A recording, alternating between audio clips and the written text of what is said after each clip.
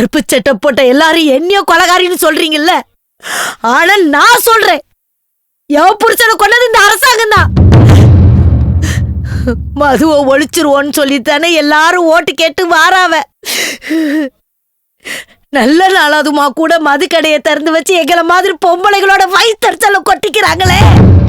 ஐயா, அவனு சம்பாதிச்ச பைசாவை குடிச்சு அழிஞ்சு போனா எக்கேடு கெட்டு போயிட்டோன்னு சொல்லி விட்டுறல ஐயா.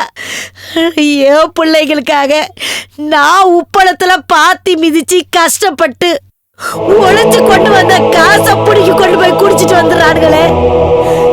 யாருக்கிட்ட சொல்லி அழணும் சொல்லுங்க ஐயா, யாருக்கிட்ட சொல்லி அழணும்?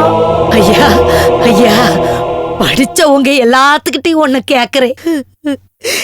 எங்க வயிற்றுச்செல்லாம் கொட்டிக்கிட்டு அரசாங்கத்துக்கு வர்ற அந்த வருமானம் தேவையா ஐயா? தேவையா?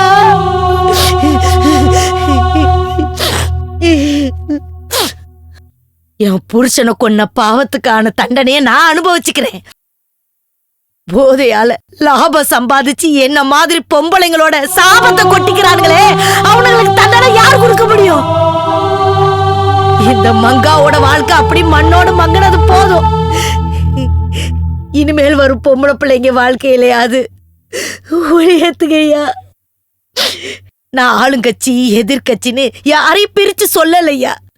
அரசாங்கத்தை ஆளணும்னு நினைக்கிற யாரா இருந்தாலும் சரி, எங்களை மாதிரி பெண்கள் மேல இறக்க வச்சு மதுவே இல்லாத நாடா இத உருவாக்குங்க ஐயா.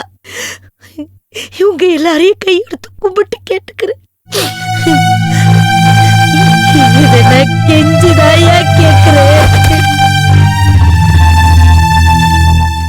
படிக்க வைக்க செலவு செஞ்சு அப்பன் பணம் வீணா போச்சு. மேல் படிப்பு படிக்க விரும்பி பாதி வாழ்க்கை அதிலே போச்சு. பட்டம் வாங்கி பணிய கேட்டா லட்ச லஞ்சம் கேட்கா. லட்சம் கட்டி வேலை பார்த்தா சொச்சம் கடன் மீதம் ஆச்சு.